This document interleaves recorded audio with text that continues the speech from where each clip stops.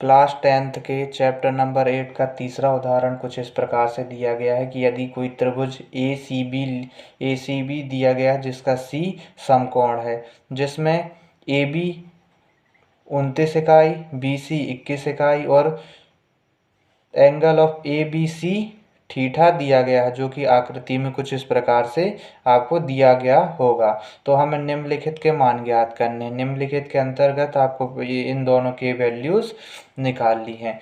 यहाँ पर एक चीज़ ध्यान देने योग्य है कि अगर हमें बोला गया त्रिभुज ए सी बी, जो ए सी बी में सी बीच में आया है, तो कि हमारा 90 डिग्री का एंगल किस में बनेगा, सी के अंदर बनेगा। और यहाँ पर angle of A B C की बात हो रही थी, जो हमारा थीटा बनेगा वो किस में बनेगा, बी में बनेगा। तो अगर हमसे वो ए सी बी बोला जाता है, जो बीच में रहेगा उसमें हमारा थीटा बनता है। जैसे यहाँ पर हमारा बीच में क्या था, बी था, तो यहाँ पर थीटा किस में बन रहा था, बी में। और यहाँ क्या था, सी। अब बात किसकी हो रही, समकोण त्रिभुज की। समकोण त्रिभुज की तो कितनी डिग्री का एंगल बनेगा, 90 डिग्री का एंगल बनेगा। ठीक है। अब हमें यहाँ पर ए बी क्या दिया गया है, ए से बी तक की दूरी कितनी दी गई है, 29 इकाई। इसी प्रकार बी सी की दूरी कितनी दी गई है, 21 इकाई। ये एक समकोण त्रिभुज है, तो ये समकोण त्रिभुज है। और हमें समकोण त्रिभुज से पता होता है कि जहाँ 90 डिग्री का कोण बनता है उसकी सम्मुख भुजा हमारा कर्ण कहलाती है, तथा जहाँ पर 90 डिग्री का एंगल बन रहा है उससे संलग्न भुजा हमारी आधार कहलाती है, और ये हमारा लंब कहलाएगा। इसी प्रकार हमें कर्ण और आधार दिया गया है, हमें लंब ज्ञात करना पड़ेगा। लंब ज्ञात करने के लिए हमें क्या पता है, हमें ज्ञात है पाइथागोरस प्रमेय। क्या ज्ञात हमें, पाइथागोरस प्रमेय। पाइथागोरस प्रमेय, पाइथागोरस प्रमेय क्या होता है, पाइथागोरस प्रमेय होता है हमारा कर्ण का स्क्वायर बराबर लंब का स्क्वायर प्लस आधार का स्क्वायर, प्लस आधार का स्क्वायर। तो यहाँ हमें क्या क्या दिया गया है, यहाँ हमें कर्ण और आधार दिया गया है। हमें केवल क्या निकालना है, हमें लंब निकालना है। तो हमें लंब निकालने के लिए हमारा फॉर्मूला कुछ इस प्रकार से बन जाएगा।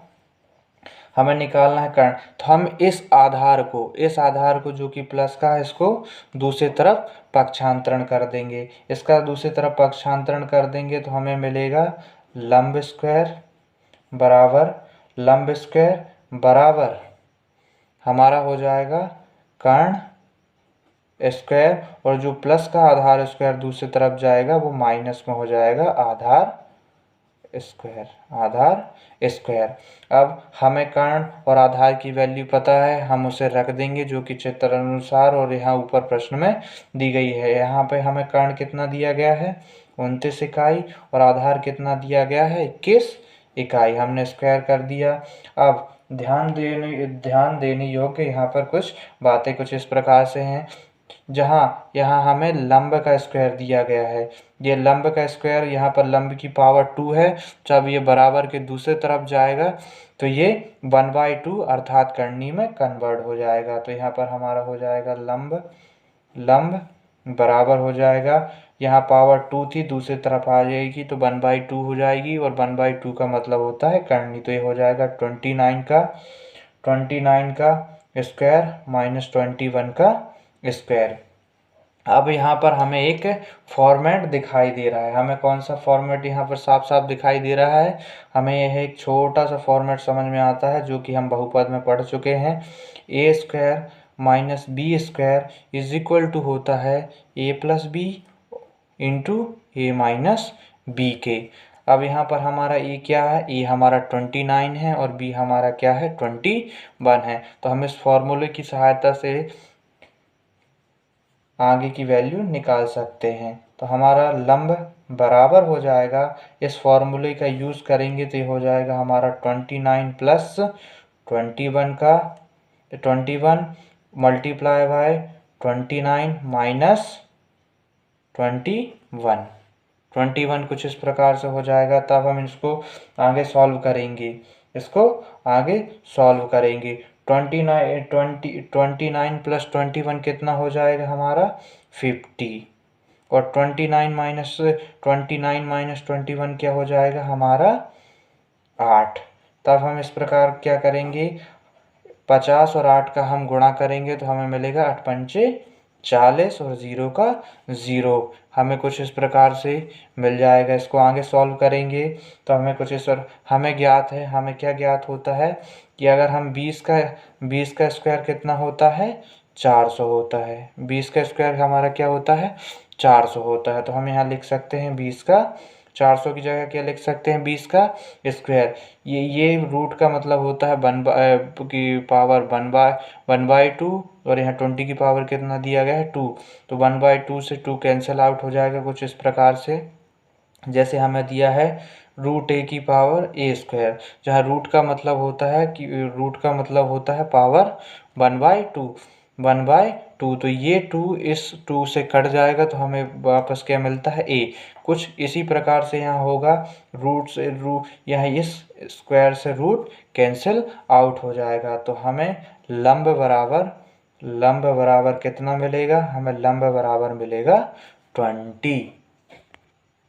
यहाँ हमें लंब बराबर कितना मिल गया 20। तो यहाँ हमें कर्ण, आधार और लंब सभी वैल्यू मिल गई हैं। तब हम यहाँ पर लिख लेंगे हमें कर्ण कितना दिया गया था, कर्ण हमें 29 दिया गया था। लंब हमें कितना प्राप्त हुआ, लंब हमें 20 प्राप्त हुआ। और हमें आधार कितना दिया गया था, आधार हमें 21 दिया गया था, 21 दिया गया था। अब हमें पता है, हमें क्या पता है, यहाँ पर हमसे पूछा गया है कि sine square theta plus cos square theta की हमें वैल्यू बतानी है। तब यहाँ पर हम साइन थीटा की वैल्यू निकाल लेंगे। साइन थीटा का अनुपात क्या होता है, साइन थीटा का अनुपात होता है लंब बटे कर्ण। यहाँ लंब की वैल्यू कितनी है 20, कर्ण की वैल्यू कितनी है 29। इसी प्रकार से कॉस थीटा का निकालेंगे। कॉस थीटा बराबर कितना हो जाएगा, कॉस थीटा बराबर होता है हमारा आधार बटे कर्ण। तो आधार हमारा यहाँ क्या है 21 और कर्ण हमें कितना दिया गया है 29। इसी प्रकार से हम पहले फॉर्मेट जो हमसे पूछा गया था वो कुछ इस प्रकार से था, cos square theta plus sine square theta की हमें वैल्यू बतानी थी। इसको सॉल्व करेंगे। कॉस थीटा हमारा क्या है 21/29। कॉस स्क्वायर है इसलिए हम इसको स्क्वायर करेंगे, प्लस साइन स्क्वायर थीटा हमें कितना दिया है 20/29, ये हमने निकाला है। और यहाँ साइन स्क्वायर है तो इसको भी स्क्वायर कर देंगे। अब इसको हम अलग अलग रूट में कन्वर्ट कर देते हैं। कैसे, 21 का रूट अलग और 29 का रूट अलग, प्लस 20 का रूट अलग और 29 का रूट अलग। अब यहाँ पर हम क्या करेंगे, लासा लेंगे। क्या लेंगे, लासा, एलसीएम लेंगे। एलसीएम हम कुछ इस प्रकार से लेंगे, यहाँ 29 यहाँ पर हर बराबर है तो इसको केवल एक बार लिखेंगे और ऊपर की संख्याओं को हम क्या करेंगे, प्लस करेंगे। 21 का स्क्वायर प्लस 20 का स्क्वायर। इसको हम सॉल्व करेंगे आगे। तो 21 का स्क्वायर किसके बराबर, 21 का स्क्वायर कुछ इस प्रकार से हो जाएगा। तो हम यहाँ पर करेंगे 21 × 21, इसको सॉल्व करेंगे तो हमें मिलेगा 441। और इस 20 × 20 करेंगे तो हमें मिलेगा 2 दूनी 4 और 2 0 आ जाएंगे। तो हमें मिलेगा 20 × 20 का मल्टीप्लाई हो जाएगा 400। उसी प्रकार हम लिख देंगे 21 का स्क्वायर हमें कितने मिलेगा 441 और 20 का स्क्वायर हमें कितना मिलेगा 400/29। 29 का स्क्वायर कितना होता है, वो होता है हमारा 841। हम इसको आगे सॉल्व करेंगे। 441 और 400 क्या हो जाएगा हमारा 841/841।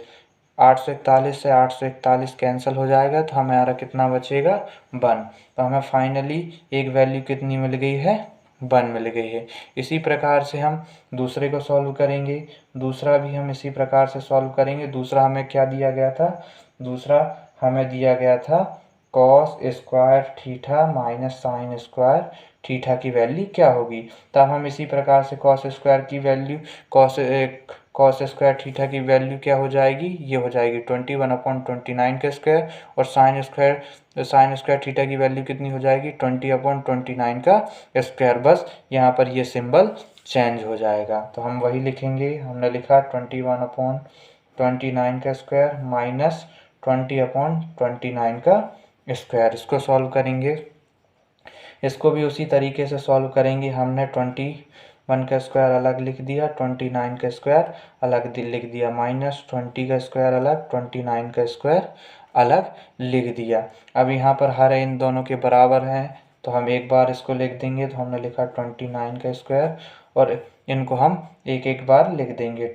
यहाँ पर हम अलग अलग इस प्रकार से लिखेंगे, 21 का स्क्वायर माइनस 20 का स्क्वायर। यहाँ पर हमें फिर से एक फॉर्मेट देखने को मिल रहा है, A square minus B square, जो कि कुछ इस प्रकार होता है, A square minus B square is equal to A plus B into A minus B. तो इस ऊपर वाले फॉर्मेट में ये फॉर्मूला अप्लाई हो जाएगा।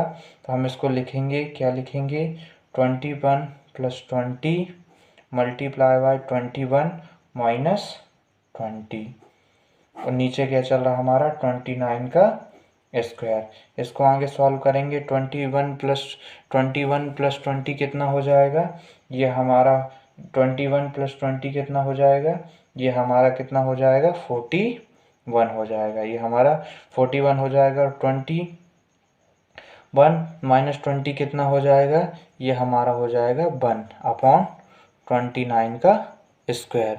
इसको फिर से सॉल्व करेंगे, 21 का मल्टीप्लाई 1 में करेंगे तो ये हो जाएगा 41, और 29 का स्क्वायर हमने पीछे किया हुआ था, कितना आ रहा था, 841। तो ये हमारा दूसरा आंसर आ जाएगा। यही हमारे दो आंसर होंगे, एक ये आंसर हो जाएगा और एक आंसर हमारा यहाँ पीछे एक ये हो गया था। इस प्रकार से आपका उदाहरण नंबर 3 भी पूरा हुआ।